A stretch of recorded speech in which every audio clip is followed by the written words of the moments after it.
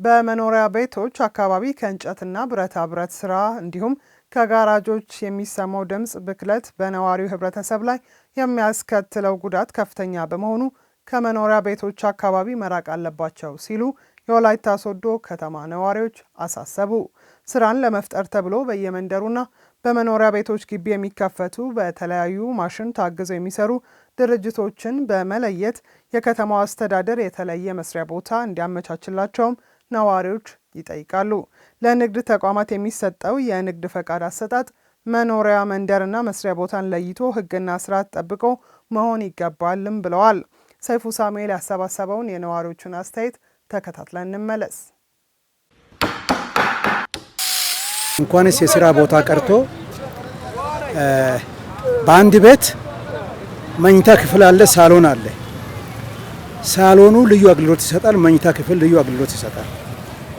ልክ እንደዚሁ የስራ ቦታ የተለየ ቢሆን መኖሪያ ሰፈር ደግሞ የተለየ ቢሆን ውጤት ይኖራል። አንደኛ በአንድ መኖሪያ ቤት ታማሚ ሰው ሊኖር ይችላል፣ ድምፅ የማይፈልግ ሰው ሊኖር ይችላል።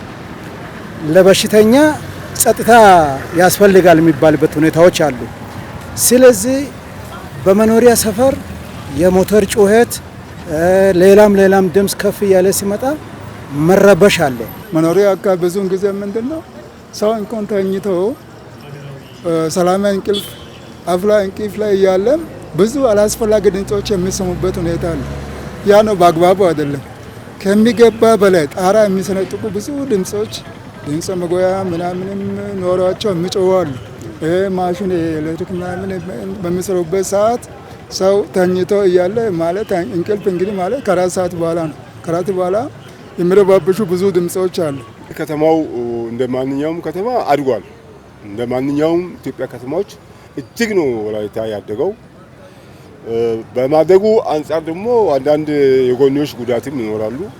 የተለያዩ ለከተማው ውበት የማይመቹ ነገሮች ይኖራሉ። ከነዛ ውስጥም አንዳንድ ከህጋዊ ውጪ ገራዥም ሆነ ሌላም መንገድ ላይ የሚያደርጉት ስራ ሁኔታዎች አሉ። ይሄንን ደግሞ በክትትል መስራት ያለበት የከተማው ካንቲባ።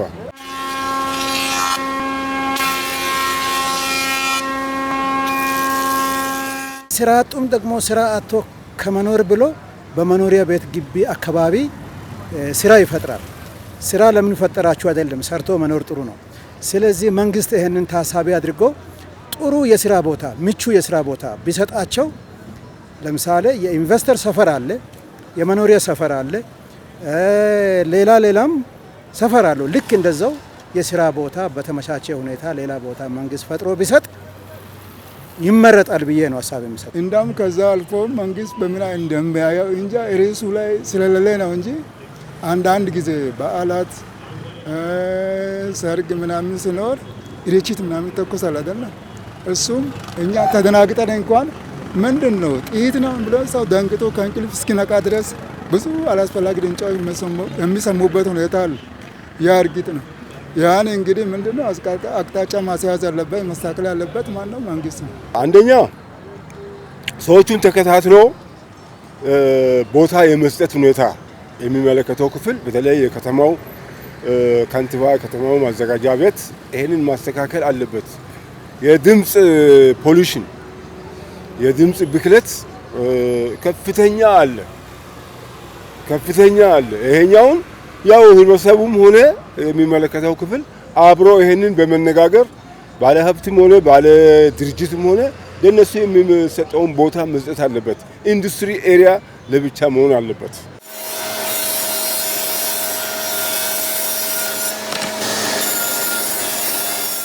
ይሄ በየመንደሩ በየቦታው በመኖሪያ ቤት አካባቢ ፍቃድ የሚሰጡ ሰዎችም በእርግጥ ከችግር አንጻር ሊሆን ይችላል።